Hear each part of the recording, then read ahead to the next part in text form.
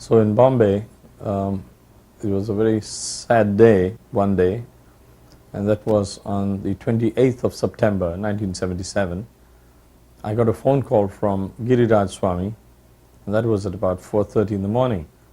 And the most sad thing I heard from Giriraj Maharaj, he was crying on the phone, and he said, I want you to bring your big, in those days I had a big Dodge car. It was one of those huge cars, and the Americans used to make, where even you could sleep at the back. And he said, Prabhupada wants to leave his body. And I said, what? I never heard anybody say that somebody wants to leave his body. It sounded more like, he wanted to commit suicide or something. I said, what do you mean Prabhupada wants to leave his body? Where does he want to leave his body? He said he wants to go to Vrindavan, and he's leaving his body. He's going away. And we have to drop him at the station. But his body, because he hadn't eaten for nearly 6 months, he lived only on juice and charanamrit. So his body had depleted. There were hardly any muscles, and the bones and these veins were pressing, and it was very painful. So here was a person whom I had fought, and I had argued with. He was like a lion. He was a very, very fine debater. He could defeat anyone on the matter of philosophy. And then suddenly, when I saw Prabhupada that morning, I saw that he was very, very thin, and it's like Krishna says in the Bhagavad Gita, he had withdrawn himself, like a tortoise withdraws himself. So this morning, that's 28th September 1977, Srila Prabhupada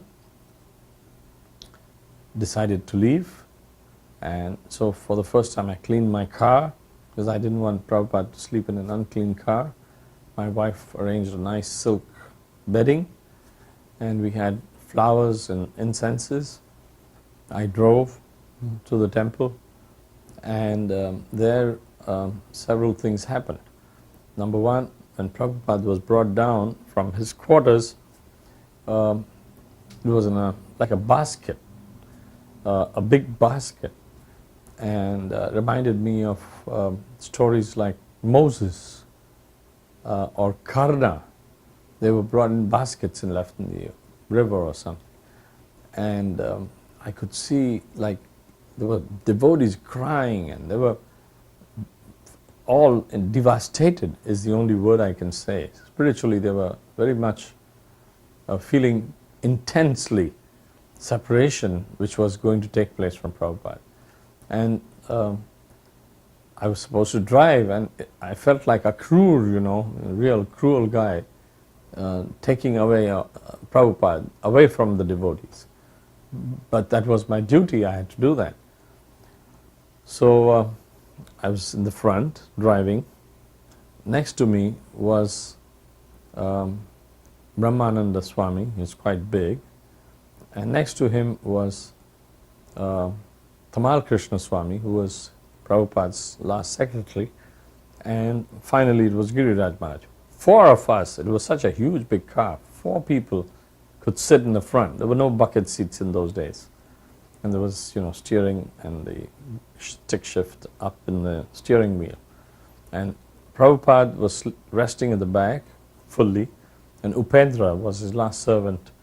He was sitting down on the floor level of the car, and Prabhupada's luggage was behind.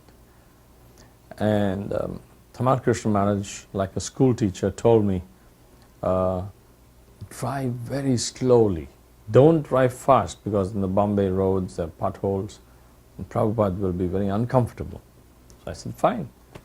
So I just asked them, we are going to Bombay Central Station, and which train are we going to catch? Prabhupada's taking the Mathura Express. He was supposed to go to Vrindavan. So now, mind you, this was from 4:30, and till 8 o'clock I had not had any water or anything, and then 9 o'clock, and then this was quite hot, and Prabhupada was in the car. We were driving very slowly. Upendra from the back told me, Prabhupada wants you to drive faster. So I said, okay, if Prabhupada wants me to drive faster, I'll drive fast. I had been a rally driver when I was young, and I could drive real fast. So I just picked up the speed. And in those days, these were huge, big cars with big guzzlers, gas guzzlers. They could just move. The moment I pressed the accelerator, Tamal Krishna Maharaj got very upset. He said, I told you to go slow. What are you doing? So I said, well, I was just told by Upendra at the back that Prabhupada wants me to drive faster. So no, go slow. So I slowed down again. True enough, within a minute, Upendra was again telling me, Prabhupada had said, go faster. Now, why aren't you going faster? Now, I was getting, so I said, the real person I have to serve is Prabhupada, let me drive faster. And I said to Tamal Krishna Maharaj, you sort this out with Upendra and allow me to drive. So we reached, what we thought was, we reached too early to the Bombay Central Station. So myself and Ram Tulsi, another devotee there, we went to the station master to get the wheelchair for Prabhupada to transport him from my car to the railway in his special cabin. So I just, by my usual style, I asked the station master, this Mathura Express is going at 11 o'clock? He said, didn't you read today's newspaper? It's 10:30. The timing has just got changed today. And I looked at my watch and I said, there are 5 minutes left. The train's going to go in 5 minutes. Ram Tulsi and I ran with the wheelchair. And I told that station master, I'll pay you anything, but stop that train. Don't start it till I tell you. And he said, what? I've never had such a request. I said, there's a big team coming and there's a very holy person and he's going to leave his body in Vrindavan and he has to be on that train. He said, leave his body? What do you mean? I said, just run with me. And so we were running. I was quite young then. I'm now 57, but at that time I was 37, 20 years ago, yes. So we put Prabhupada in there. Oh, I told Giriraj Maharaj, you guys goofed. It's, the train's going half an hour early today. He says, no, it's there in the timetable. I said, whatever is in the paper, that doesn't matter. The station master is going to blow his whistle and the train's going to go. So we better take Prabhupada with us. So we ran. Some of the devotees got the thing ready for Prabhupada in his special cabin, which was non-air conditioned. Should have been air conditioned cabin, but for some reason they booked non-air conditioned. And then we took Prabhupada, and just a few minutes before the train was about to leave, he was comfortably sleeping in his compartment. Now, mind you, this was already nearly 10:30 and I was so thirsty. So I'd just gone to pick up a soda bottle from the stand at the railway. And Prabhupada's servant Upendra says, Prabhupada's calling you inside. So I just left that soda bottle and I went in the cabin, wondering why is Prabhupada calling me. And Prabhupada said, come closer. So I went very close to him and he said, I want to thank you for driving me.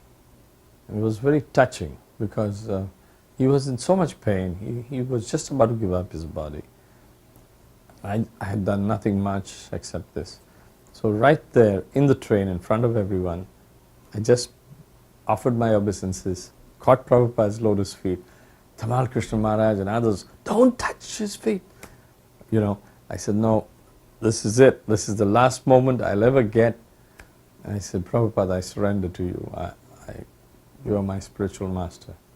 And he put his hand in my hair and blessed me. He actually he got up with little pressure on his elbow and he was smiling sweetly. The train started.